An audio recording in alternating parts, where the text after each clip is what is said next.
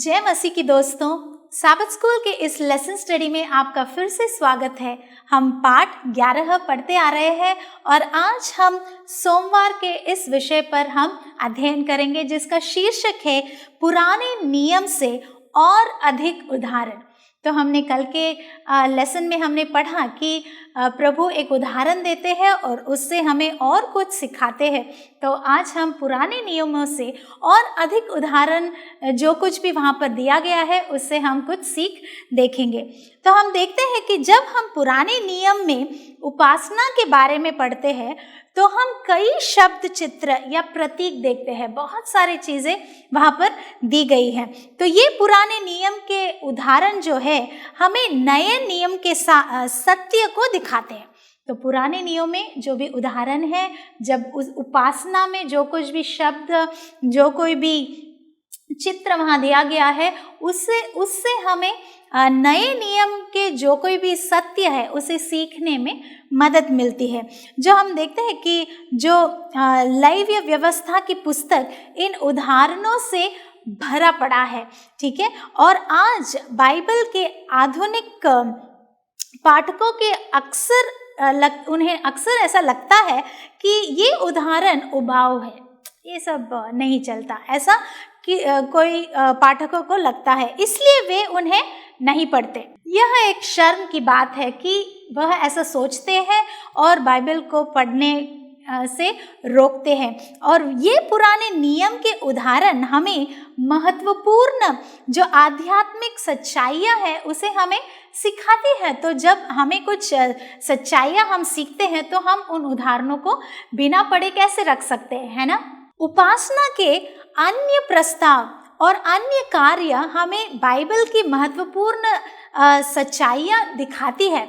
और लेकिन हमें यह भी जानना होगा कि लोगों ने उपासना क्यों की और ये भेंट दिया, क्यों उन्होंने यह उपासना की और क्यों किया, उन्होंने वह भेंट क्यों दिए। तो इसे हमें समझना बहुत ही ज़रूरी है। फिर हम उपासना की भेंट और कर्मों को बेहतर तरीके से हम समझ सकते हैं, समझेंगे, है ना। और कार्य पुराने नियम में एक विशेष समय और स्थान पर हुए। तो बाइबल हमें बताता है कि यह जो कार्य है वह एक विशेष स्थान पर और एक विशेष समय पर वह किया गया था। और तो और अन्य चीज़ें भी वहाँ थी, ऐसा हम देखते हैं। इन सभी चीज़ों ने धार्मिक कार्य करने या परमेश्वर को प्रसन्न करने में मदद की। तो जो कुछ भी पुराने नियम में लोगों ने किया उपासना में, तो यह सभी चीज़ें उन्होंने क्यों की, धार्मिक कार्य करने या परमेश्वर को प्रसन्न करने के लिए यह सब उन्होंने किया। और हम देखते हैं कि परमेश्वर ने इज़राइलियों को उसके द्वारा दिए गए उपहारों के बारे में कई नियम दिए थे। तो प्रभु ने जो कुछ भी इस्राएली लोग करते थे उस पुराने नियम में, तो उन सभी चीज़ों का ज्ञान, सभी नियम प्रभु ने पहले ही उन्हें दिया था। और हम देखते हैं कि परमेश्वर ने अपने लोगों को बताया कि उन्हें कब और कहाँ अपना उपहार देना चाहिए। तो यह हम यहाँ पर सीखते हैं। और तो और रक्त बलिदान का एक महत्वपूर्ण हिस्सा था। यह हिस्सा सुंदर नहीं है और यह सुंदर होने के लिए नहीं है। ऐसा इसलिए है क्योंकि रक्त हमें पृथ्वी पर सबसे कुरूप चीज दिखाता है। वह क्या है? वह चीज क्या है? पाप। तो रक्त हमें हमेशा पाप को दिखाता है, तो हम देखते हैं कि इन पुराने नियमों का पालन करना बहुत ही महत्वपूर्ण था, क्योंकि वह हर एक चीज हमें कुछ आध्यात्मिक कार्यों को समझने में मदद करती थी और हमें हमारे दिशा को ठीक रखती थी।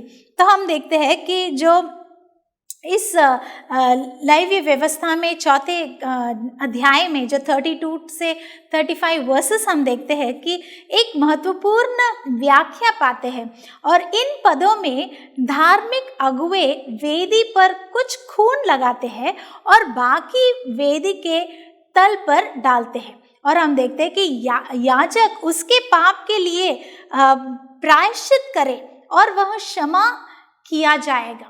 तो जो उन्होंने वह रक्त को लगाया और उनके पापों का जो कन्फेशन उन्होंने किया, तो उस समय वैसा करने से उनके पापों को क्षमा मिलती थी और उसे क्षमा किया जाता था।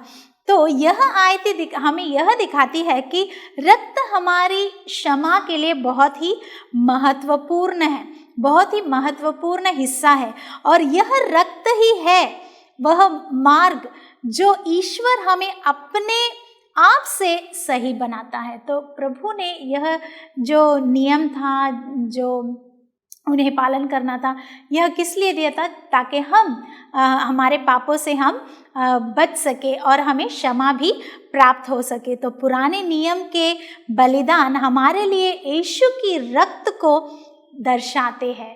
तो आज तो हम कोई बलिदान नहीं देते, मगर जो पुराने नियम में उन्होंने बलिदान दिया था, तो उस बलिदान को देते समय उन्हें क्या याद होना चाहिए कि प्रभु मेरे लिए अपनी जान वह देने वाले हैं, क्रूस पर चढ़ने वाले हैं, उनका रक्त ही है जो मुझे क्षमा कर सकता है। तो यह चीज़ हमें सीखने मिलती है। तो ये चढ़ावे हमें स्वर्ग में उसके काम को दिखाते हैं जो हमें बचाते हैं। आज भी प्रभु आपके लिए और मेरे लिए वह हमारे बचाव के लिए कार्य कर रहे हैं।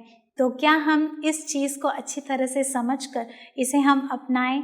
हमारे साथ बने रहिएगा। प्रभु आपको आशीष दे।